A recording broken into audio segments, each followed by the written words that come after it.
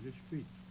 Mas nós dois comentamos que o governador estaria realmente endossando a candidatura do Merizio. Gelson Merizio. E hoje não deu outra, né? O nosso Seu Gel. Seu Gel. E destaca-se na imprensa de hoje, nas colunas políticas,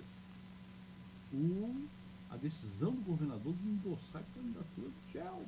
Seu Gel, pô. Tá, isso quer dizer, para quem não se deu conta ainda, isso quer dizer rompimento com o PMDB. Na eleição de 2018. Eu tenho para mim... Ou será que o PMDB de novo vai apresentar um vice? Eu tenho para mim que o governador jogou isso na nuvem para procurar saber se o PMDB está hibernando ou já se acordou. E lembra que ontem nós falamos do Vampiro, o secretário da Infraestrutura, em que ele, numa entrevista com o Mário Mota, disse: sigo a orientação do vice-governador e do governador. Foi? Coisa fantástica. Foi. Eu tenho para mim que o governador testou se realmente o PMDB está hibernando ou não. Agora, o que pode acontecer? Eu acho que é uma decisão que o Gelson Merizio, o seu Gel, com a sua competência política, para burro não serve, ele aproveitou essa chance do governador e esse poder de mobilização da imprensa, porque o seu Gel, meu Deus, como ele tinha espaço na mídia, rapaz. Tá, mas isso nós já explicamos aqui por quê. Aquela dona Tami é competente, né? Acha? Ela continua como diretora de comunicação da Assembleia, né? E mas não é esse o motivo, né? O motivo é que o Gelson Merizio usou muito bem a sua condição de presidente da Assembleia ele fechou recursos, enfim. Fechou um contrato invejável com a Caerte. Né? A Caerte, para quem não sabe, são as emissoras de rádio e televisão em Santa Catarina. Agora, ele é muito competente, né? Então, nesse caso aí, o seu Gel vai aproveitar essa definição dada pelo governador para dar uma dimensão maior à sua candidatura. A única coisa que eu faço pergunta, Marcelo, é o seguinte.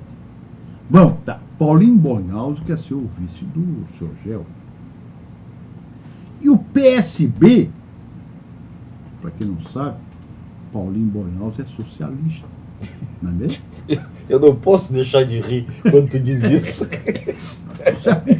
Então, o Paulinho Bornhausen é um socialista que quer ser o vice, política do Brasil. Quer ser o vice do seu Gel. Tá, mas é bom porque ele é socialista. Ele socializa, pelo menos, uma parceria, né? Tá certo. E o casal Amin vai aceitar o Paulinho Bornhausen? Vai aceitar um socialista? Um socialista. Na cúpula, na parceria. Se lembra que na candidatura do Edson Sandrino com o nome dele, o Chiquinho Assis. O Chico de Assis. O Paulo Bornhausen com a Câmara, não existia Câmara, é Câmara mesmo, aquela microcâmara, né? Não existia na época, final dos anos 80. Ele filmou a Ângela subindo com sacola de alimentos no morro. E saiu no Jornal Nacional. Era lá não sei o quê. Ladesc. Qual foi a conclusão que houve? O Chiquinho perdeu a eleição por causa daquilo também. Ajudou muito. Abalou aquilo. Abalou. E a Ângela não perdoou o Paulinho até hoje por aquilo. Será que ela vai perdoar para o seu marido ser o candidato ao Senado com vitória garantida ao lado do Raimundo Colombo? Infelizmente a política tem dessas coisas. Agora, os dois senadores já estão definidos. Né? PSDB, que é aquela válvula, não sabe para onde é que vai. Tu disseste ontem até que se a eleição fosse hoje, o PSD racharia o PSDB. Né? O PSDB está dividido em 3 partes. Isso é absolutamente real. Né? O PSDB está dividido em 3 partes, na minha opinião. A primeira parte quer apoiar o PMDB. O Marcos Vieira quer apoiar o PMDB. A outra parte quer salvar o Paulo Bauer porque não se elege senador. Não se reelege senador, Paulo Bauer. Paulo Bauer vai ser o quê, na tua opinião? Hein? Não, ele quer ser candidato ao governo. Mas aí eu vou rir de novo, né? Mas até lá, ele pode se conformar a ser um candidato a deputado federal ou estadual. E a outra ala quer apoiar o Gelson Merizio. Então o PSDB é um partido fragmentado, não tem dúvida nenhuma. Mas e o Pavan? O Pavan faria o que nessa composição aí? Para mim, eu vou dizer, se me disserem que o Pavan quer ser de novo prefeito de Balneário Camboriú, eu não vou deixar de acreditar não, viu? Ele é capaz de rodar lá, hein? Porque ele não tem uma ambição de ser alguma coisa. Candidato ao Senado? O Pavan está muito queimado em Balneário Camboriú, viu? Não, está queimado em muitos lugares. O professor Guerini, que fala conosco aqui quase semanalmente, que mora lá, é professor lá, cientista político, ele tem me dito isso. O Pavan está realmente complicado. Agora eu lá. pergunto o seguinte, né? O que passa na cabeça do governador do Raimundo Colombo, Raimundo Colombo, de manter numa secretaria tão importante que reúne 3 áreas fantásticas, cultura, esporte e turismo, pessoas que não têm identidade nenhuma, né? Começou com aquele o Filipinho, foi não sei para quem mais, agora acaba com o Pavan. Ainda bem que colocou o Rodolfo Pinto da Luz na Fundação Catarinense de Cultura. Sabe que o Mário Medalha tem criticado muito, né? Ele que é um homem ligado ao esporte. Tu sabe quantos secretários da SOL, né? Que é um absurdo. Mais, eu acho que está no 8 ou 9. É um o 8º ou 9º gente. secretário. Olha só, isso aí demonstra a falta de comprometimento e de reconhecimento da nossa valiosa cultura. Cultura, esporte e turismo, né? Que são três, vamos dizer assim... áreas abandonadas. Áreas de vocação de Santa Catarina. Olha só, vai ganhar dinheiro. Olha só, no esporte, nós tínhamos os Jogos Abertos, que eram fantásticos. O Jornal Estado, em 1983, o Mário, se estiver ouvindo, pode até me corrigir, os jogos foram em Chapecó. Nós fomos com a equipe de mais de 15 pessoas cobrir os jogos, com um caderno de 8 páginas, tabloide, diário. Encartado diário. Diário, gente. Bom, só para falar de Chapecó, o Mário nos deu essa informação até de primeira mão aqui, quando isso aconteceu, foi há 15 dias atrás. Chapecó abriu mão de ser agora a sede dos Joguinhos Abertos, né? Turismo é um abandono total.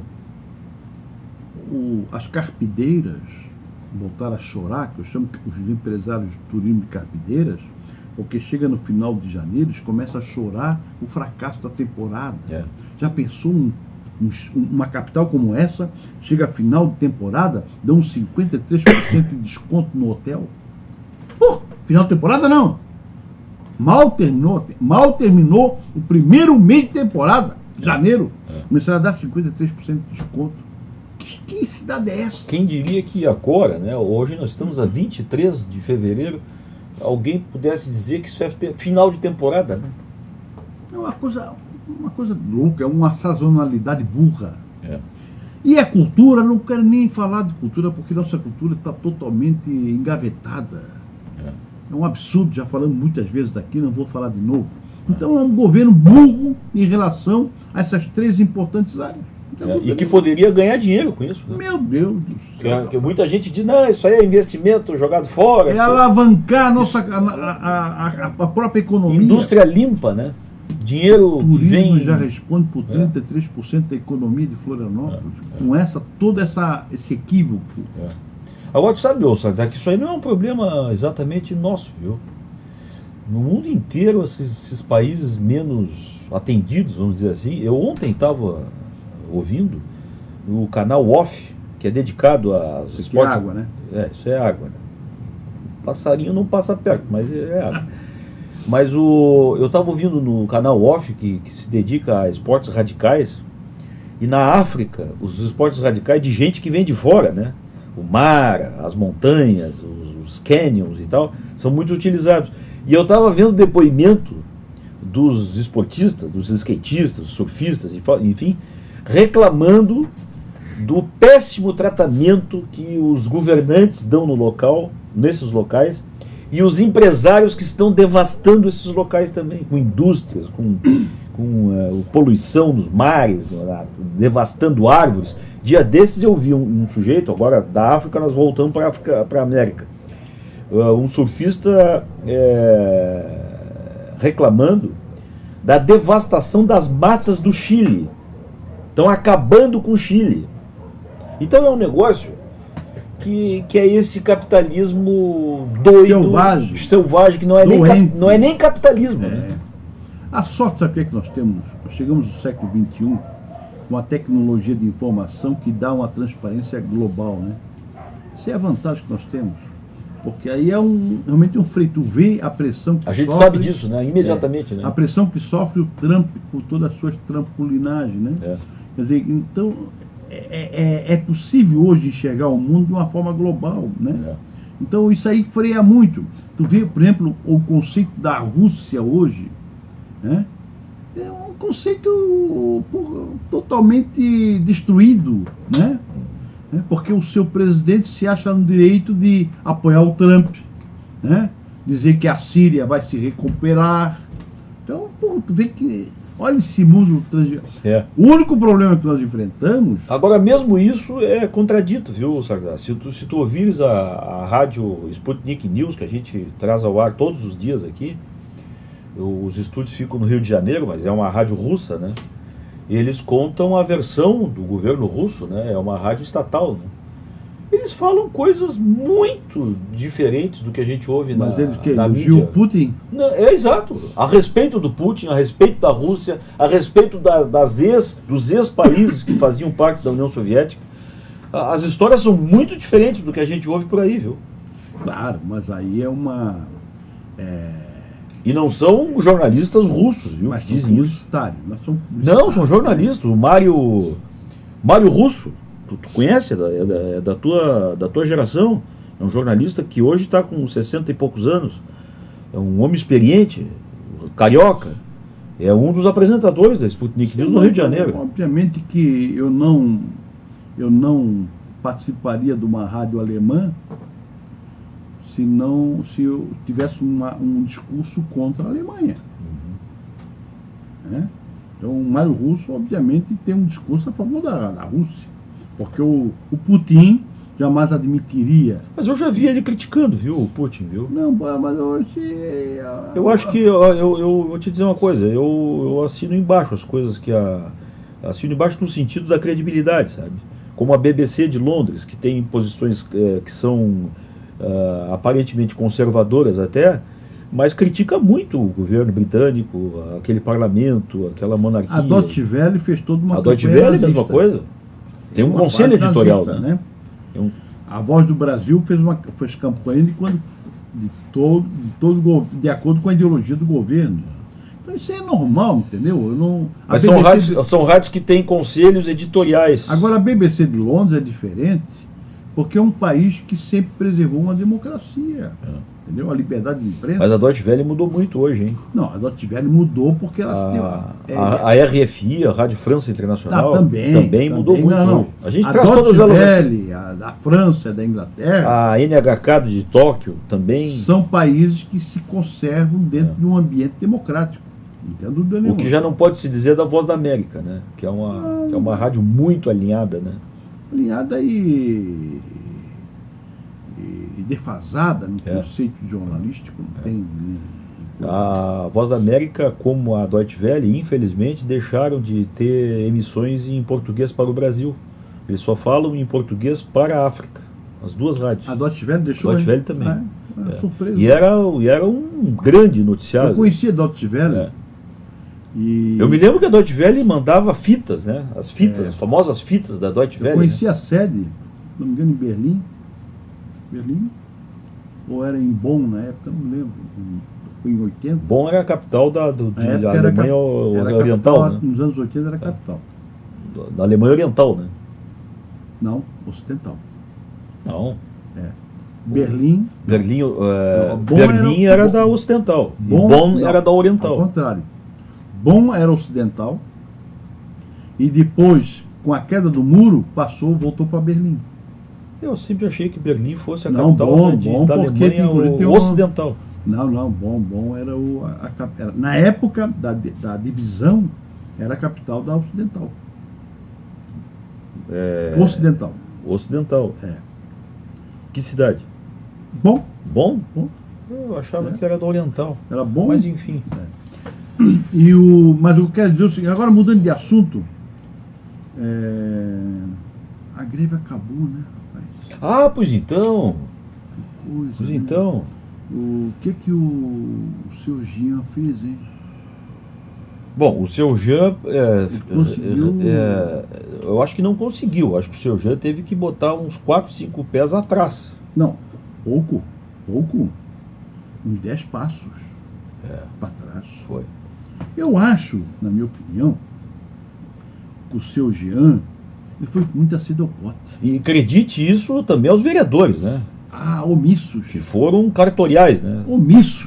Botaram os carimbos Omissos. só ali, né? O detalhe é o seguinte, eles não acreditaram no poder de mobilização dos funcionários numa greve.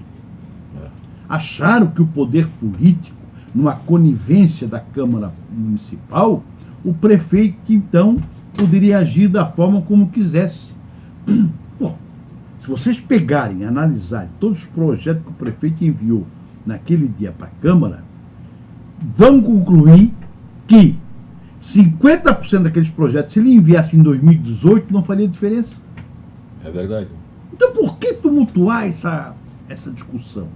Por que aqueles projetos essenciais não tiram a razão dele de reestruturar a prefeitura? Isso tem que fazer, isso é óbvio. Uma lipoaspiração precisa ser feita. Agora, por que não discutir com as lideranças? Por exemplo, esse pacote aí não tocava nos altos salários. Tocava. Mexia só com o funcionário É público. verdade, é verdade. Se você for ver, é pessoal que ganha 3 mil, 4 mil. Aí toca na aposentadoria de um professor que trabalha. Não, só pode se aposentar com R$1.000. Marcelo, grande equívoco. E tem uma outra.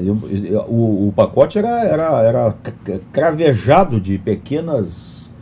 Não quero usar a palavra sacanagem aqui, mas pulos do gato, né, vamos dizer assim. A CONCAP, por exemplo, na reestruturação proposta, ela estava trocando de lugar na esfera administrativa. Ela estava indo para uma secretaria que falava de projetos de parceria público-privada. Ou seja, era uma antessala da privatização. Né? Isso foi retirado. E depois teve também a tese, até anteontem, que o prefeito dizia que a folha estava prejudicada em 58% era salário, mas não se apresentava exatamente qual era o gasto, era dúbio, não publicavam. E o sindicato, lá, os servidores, botaram a prefeitura a dizer quanto é que gastavam. Né? Agora tem que... E essas acumulações também, não era verdade tudo aquilo. Agora, eu fiquei mais indignado com certos jornalistas que só qualificavam a greve e os seus líderes de esquerda. Eu me decepcionei Que muito, isso? viu, com algumas figuras. Qual é o conceito de esquerda para essa gente? Eu não quero nem dizer o nome. Se tivesse pelo menos dizer, é um movimento corporativista. Claro que é. Claro que é, em defesa de uma passaram classe. o tempo inteiro, né? Agora, é um movimento de esquerda, são de esquerda. Criminalizando a greve, né? Fazendo apologia o tempo inteiro do executivo. Né? Agora, vamos ver. Pareciam isso é uma assessores, questão né? que Assessores de imprensa, né? nós tínhamos que analisar. Se essa greve é injusta, como é que ela conseguiu mais de um mês ter um consenso dos servidores? Não é mesmo? É claro. É impossível que não haja uma consciência dos servidores. Imagem aqui. É impossível que não haja uma consciência dos servidores em termos do certo e o errado. É isso que tem que ser analisado, os caras realmente não levarem em conta esse aspecto. Sagdá, o Anderson Farias, o Literjar Serapião e mais 3 pessoas que eu vou dizer o nome aqui, deixa eu ver. O Adelmo Faz, a Maria Isabel Menezes, o Roberto Costa está nos assistindo, E o Batori Dortas também está conosco aqui. São as pessoas que estão nos assistindo agora. Claro que depois que a gente terminar aqui, esse vídeo fica gravado, né? E as pessoas podem também assistir o nosso bate-papo aqui. Lá na RDA Brasil, este vídeo aqui também vai ficar lá, colecionado lá, com todos os nossos papos lá. Eu lembro isso porque muita gente às vezes pega pela metade, mas se quiser achar bom esse papo aqui, que a gente tem muitas vezes só pelo telefone, o Sardá hoje está aqui no estúdio, mas estão todos os papos com o professor Sardá, estão colecionados lá na rdabrasil.net, naquela coluna da direita, clica na foto do professor, estão lá todos os papos com áudio e vídeo para assistir a qualquer tempo. Vamos finalizar aqui, o Sardá, falando um pouquinho do grande comentário do Facebook que tu fizesse hoje, que deu uma baita repercussão, até o Arthur Monteiro resolveu falar. De vez em quando o Arthur também nos fala aqui, né? Com aquele King Arthur. O King Arthur, né? Não, sabe mas tu repete o que tu disseste. O que eu fiquei indignado é o seguinte: ontem, quem ouve rádio, assiste televisão, internet, às 6 da tarde, 5 da tarde, menos até, o presidente Temer assinou a indicação do Alexandre de Moraes para o STF 4 horas depois da aprovação pelo Senado. Quer dizer, óbvio. Então, essa era a grande notícia, né? Grande notícia no sentido do jornalismo, né? Do momento. Claro. No dia seguinte, após 12, 13, 14 horas, 15 horas, os jornais destacam: Senado aprova Alexandre de Moraes para o Supremo. Não, é um negócio... Pô, eu comentei contigo aqui também, né? No futebol isso é feito todos os dias. Hoje, a RBS dá hoje à noite, às 7 horas, como tu lembrasse ainda há pouco, né? Vai dar os gols do clássico de ontem. Não vai dar porque não teve gol, foi 0-0. Mas vai dar os melhores momentos. Os melhores momentos.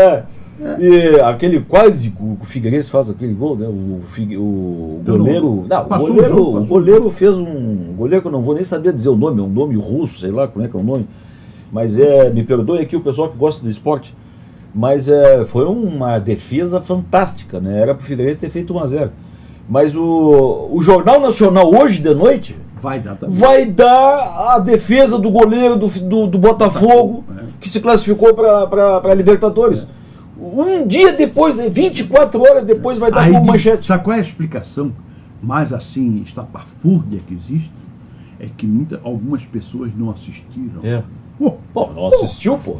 Com todas as redes sociais. Mas quem tiver interesse de assistir, vai na internet e clica que assiste. Vai ler o jornal atrasado, vai pegar pelo amor de Deus. Tem cabimento. Se, por exemplo, os jornais de hoje dissessem assim, em relação ao Alexandre de Moraes: os ministros que foram nomeados politicamente e que tiveram os seguintes comportamentos, assim, fizesse uma análise. Fizesse uma repercussão, né? O que é que os ministros pensam? Alguma coisa qualquer, porra. Ou entrevistar os senadores, falar do voto que deram. Perfeito, e tal. Mas não tiveram o menor esforço. Quem acabou fazendo isso foram os plantões de televisão a cabo. E aí ninguém vê, só que é assinante. É menos da metade da população. Né? Ou a revista Veja, que ainda tem umas coisinhas. Ou seja, é um país das elites mesmo, né, Sardá? Do acomodação. Olha, eu vou dizer uma coisa. Se tem uma coisa que deveria... Se eu fosse diretor de jornalismo da televisão, primeira coisa que eu jogaria no lixo são os teleprompters. Concorda? É verdade. Acabar. Os caras ficam no teleprompter da decoreba. Aí viciam as pessoas que não precisam ter conhecimento. Vicia o profissional, né? A gente vê a gente escreve algumas coisinhas e põe no teleprompter. Os nossos colegas, repórteres, a gente vê isso nas coletivas, nas matérias, de vez em quando. O repórter, coitado, fica decorando o texto, né? Fica ali fora do ar decorando para ficar parecendo que está dizendo tudo com aquilo ali e tal. Eu não gosto de citar exemplos meus, mas tem um exemplo, falando em greve, em 94, 95, eu tinha um programa chamado Fala Santa Catarina, na RCE, antiga RCE. Aí deu uma greve dos professores. Aí eu disse para o o produtor. Não quero secretário, não quero líder sindical, quero um professor. Só isso, né? Aí conseguiram um professor que dava aula de manhã, tarde e à noite. O cara sentou-se muito alegre. Não, eu dou aula tarde e à noite. Mas o senhor é casado? Sou, tem duas filhas. O senhor morando no Ribeirão? Ah, Ribeirão. Mas o senhor conhece as suas filhas? Mas por quê? O senhor dá aula de manhã, tarde e à noite, sexta, sábado, domingo, deve fazer prova, revisar prova, papapá. O senhor não devia nem ter filho. Aí ele começou a se emocionar. Não, mas sabe, começa. Tá. Fala a verdade. O senhor pode até conhecer alguns alunos. A sua família o senhor não conhece. Aí quando o cara começou a chorar, eu pedi os comerciais. Aí na volta, chamei a câmera, aproximou a câmera. Eu perguntei para ele, cara, de manhã, à tarde, à noite, chega em casa às 11 horas, vê os filhos dormindo, se acorda, vai trabalhar, não vê os filhos. Quanto é que o senhor ganha? Aí o cara falou, R$2.100. Que barbaridade. Aí eu chamei a câmera para mim, seu secretário da Educação, essa greve não é política, não. O que aconteceu? O secretário, no dia seguinte, exigiu que fosse lá. Foi. Eu fiz cada pergunta cabeluda que ele começou a me dar porrada debaixo E isso lá pelos anos 70, 80 era comum, né? Sabe? Eu me lembro aqui do programa na televisão, o Abertura, te lembra que tinha uma Abertura? Que tinha aquele maluco que a gente sente falta, fez 30 anos que ele morreu agora, o cineasta. Poxa vida. Deu um branco agora, parei. Esses dias eu fiz até uma homenagem para ele, que fez 30 anos que ele faleceu. Ah, meu Deus. Ele tinha um comentário especial, ele fazia ironias o tempo inteiro. Não vou me lembrar o nome agora. Mas é um grande cineasta, intelectual aí. Temos bons problemas. Matérias muito boas, né? Gente muito boa, né? Eu me lembro que o analista internacional tá vivo até hoje, bem velhinho. Porra, não tô me lembrando dos nomes, rapaz. Como é que é o nome daquele cara da Bandeirantes, que a vida inteira foi correspondente internacional da Bandeirantes? Eu sei. Falava de assuntos internacionais. Sei, ele tá vivo, viu? Ele tá vivo. Eu tomei muita água. Eu fui muita água. Muita água. Copo quadrado, cheio de gelo, muita água. Água com gelo. Newton Carlos. Não, Newton Carlos. Newton Carlos era uma figura, né? E o Vilas Boas Correia, que faleceu agora há pouco. Aliás, mas morreu há muitos anos pra gente, porque ele não aparecia na televisão, morreu com a Manchete, né? Grande figura. Era da Manchete, né? O Castelo Branco também. Mas o Castelo Branco e o Vilas Boas Correia foram meus mestres no Jornal do Brasil. Pois é, né? Aliás, o Medalha diz isso muito aqui. A gente antigamente era novo, foca, mas tinha uns cabelos brancos na redação, que a gente se encostava nesses homens e fazia coisas. Eu cresci do lado do Rui Carlos Osterman, do Lauro Quadros, do senador hoje, que é o Lazier Martins, do próprio Ranzolin, do Maurício Sirotti Sobrinho. Né? Mas sabes que um dia eu estava sentado no Jornal do Brasil, no Rio, e ao lado, perto do Castelo Branco. Eu estava sentado, o Castelo Branco sentou-se. Sim. Aí, pam, naquela máquina da datilografia, e eu, aí de repente o Castelo se levanta, seu Castelo, era guria aí, o senhor terminou sua coluna? Ele disse, sim, por quê? Pô, mas o senhor não levou nem 15 minutos. Aí, seu guri, quando tu tens coisa na cabeça, é fácil descarregar. Nunca me esqueci dessa. É isso aí, né? Agora tu imagina, tu trabalhava só do lado do Castelo Branco, né? Querias o quê, né? Não, foi um eventual. Né? Mas não, isso só para dizer que a gente hoje entra numa redação, nada contra os colegas que estão aprendendo, estão fazendo as coisas, estão fazendo a história também, né? Por que não? Mas entra na redação hoje, tu não vê ninguém de cabelo branco, sabe? Né? Tu não vê um editor de cabelo branco, um repórter de cabelo branco. E os que tem cabelo branco ainda pintam. Pois então. Esse é o problema. É verdade. Não faça isso, senhor. Não. Eu não posso pintar porque não tem mais cabelo, mas não deve pintar. Não, mas os do lado aí estão branquinhos, legal. Tá muito bem. Fica como nuvem. Mas é verdade, os que tem ainda pintam, né? É verdade. Então tá. Sardá, pô, eu tô falando contigo e tentando me lembrar o nome do cineasta, rapaz, se não consigo. Tu sabe quem eu tô falando, né? Sim, mas eu também tô. Puxa vida, rapaz. Mas amanhã te lembra, eu venho aqui de novo amanhã. Então tá. Pessoal, infelizmente eu vou ficar devendo essa aqui, foi muita água com gelo, né? Então tá. Esses dias o Mário disse isso aqui no ar também. Mas então é isso, pessoal, tá certo? Esse foi o professor Sardá hoje no estúdio com a gente aqui, foi uma alegria danada a gente receber. Muito obrigado a Mariana Dribler, o Frank Oliveira, o Batori Dortas, o Roberto Costa, a Jane Mendes, o Celso Lino, o Anderson Farias e outras tantas pessoas que passaram por aqui. Muito obrigado, viu, pelo carinho e a audiência de todos. Se você gostou do papo com o professor, vá lá na página da rwbrasil.net, rwbrasil.net, e está tudo colecionado lá, está tudo encostado lá para você assistir a qualquer tempo, áudio e vídeo, o papo com o professor Sardá. Tá certo? Muito obrigado, até a próxima, amigos.